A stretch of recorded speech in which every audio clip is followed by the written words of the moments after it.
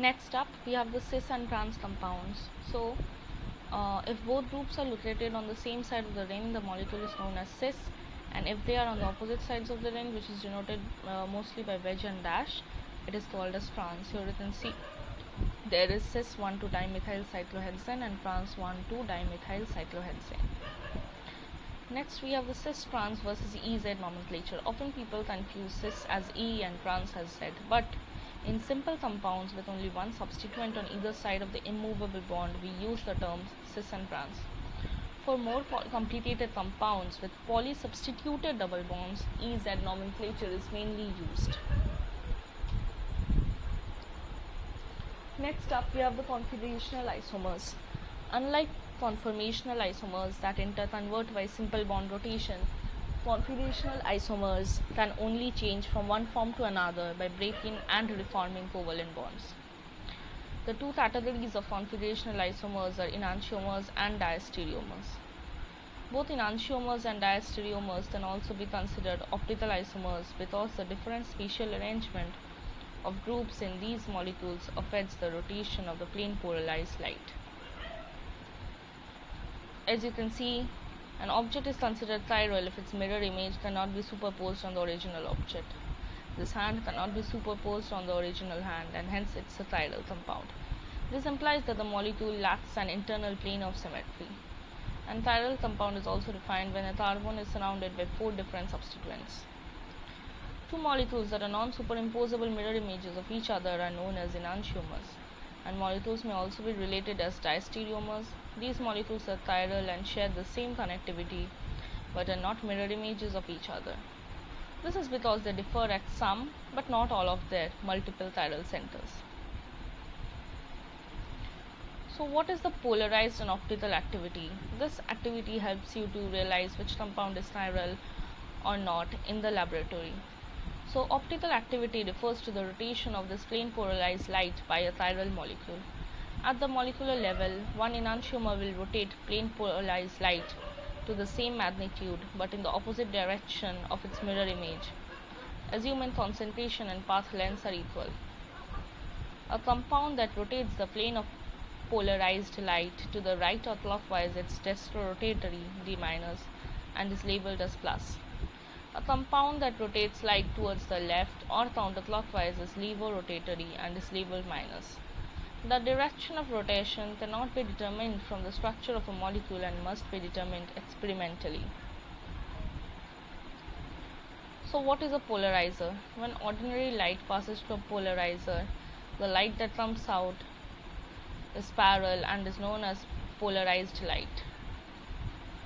So what are diastereomers?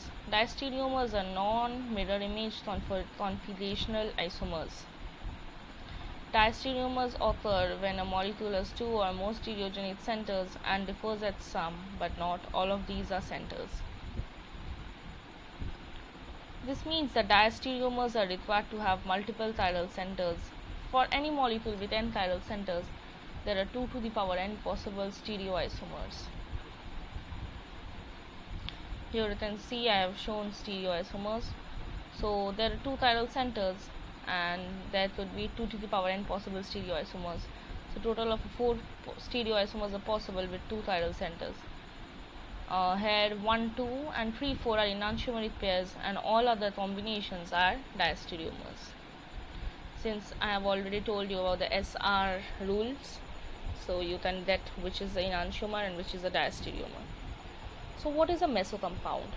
For a molecule to have optical activity, it must not only have chiral centers within it, but must also lack a plane of symmetry. Thus, if a plane of symmetry exists, the molecule is not optically active, even if it possesses chiral centers. In that case, there should be no dextro and no levo. This plane of symmetry can occur either through the chiral center or between the chiral centers. A molecule with chiral centers that has an internal plane of symmetry is called a mesocompound. So here are some example of mesocompounds. Tartaric acid, mesotartaric acid. As you can see, there is a line of symmetry between them.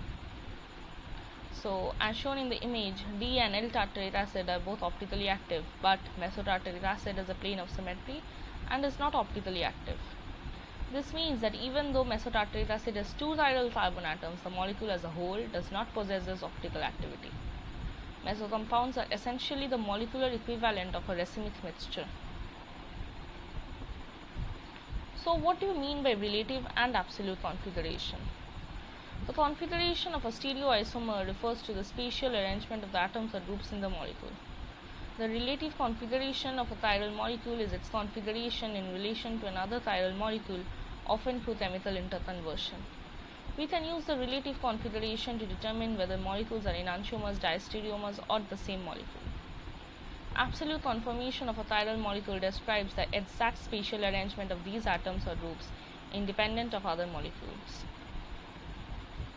So here are the E and Z nomenclature. So E and Z nomenclature is used for compounds with polysubstituted double bonds.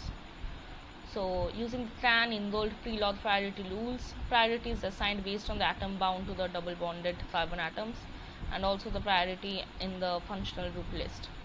The alkene is named together if the two highest priority substituents on each carbon are on the same side of the double bond, and E if they are on the opposite sides, as example of cis and trans butane. So the simple priority rules are as follows. The higher the atomic number, the higher the priority. If the atomic numbers are equal, priority is determined by the next atoms outward. Again, whichever group contains the atom with the highest atomic number is given top priority. If a tie remains, by the atoms in this group are compared one by one in descending atomic order until the tie is broken. Z equals to Z, it means the same side, and E means the opposite side. So you can see this is a Z2-chloro-2-pentene. Since you can see the atoms are on the same side on this case. If you place the 1 and 2, just for the first side place 1 on the ethane group and then 2 on the downwards group, and for this side 1 on the chlorine and 2 for the methane group. As you can see, ethane and chlorine are both 1 1 and they are on the same side, that's why it's named as Z. In the second case it's E. You can just calculate it, you will realize. So this is the end, and you should always remember that failure is the opportunity to begin again and more intelligently. So don't be disheartened if you can't understand. Go through the slide once more and I'm sure you will get to understand what you need. Thank you.